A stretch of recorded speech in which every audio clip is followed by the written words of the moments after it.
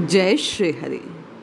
पूज्य स्वामी श्री राम सुखदास जी महाराज ने पाप से बचने का उपाय बतलाते हुए एक कथा का बड़ा ही मार्मिक चित्रण किया।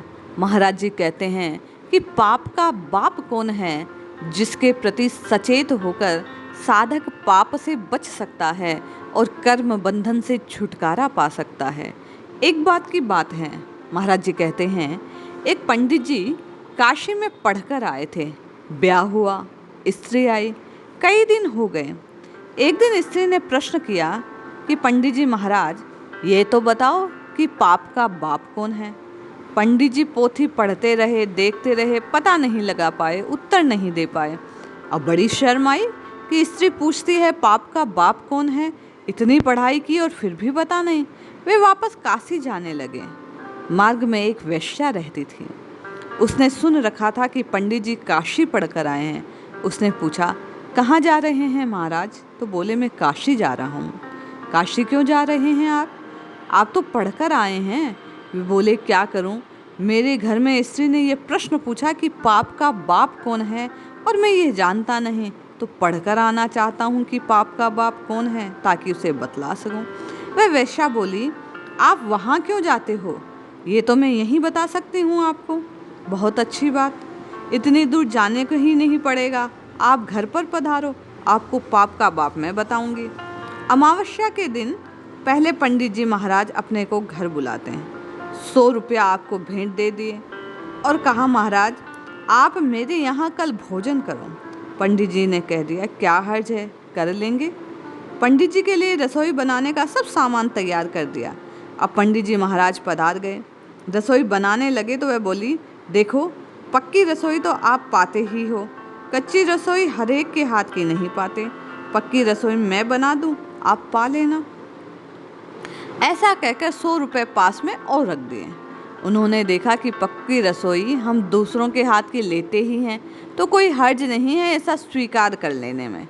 अब रसोई बनाकर पंडित जी को परोस दिया। 100 रुपये और पंडित जी महाराज के आगे रख दिए और नमस्कार करके बोली, महाराज जब मेरे हाथ की बनी रसोई पा रहे हैं तो मैं अपने हाथ से ही ग्रास दे दूं। हाथ तो वे ही हैं जिनसे रसोई बनाई गई है, ऐसी कृपा करो।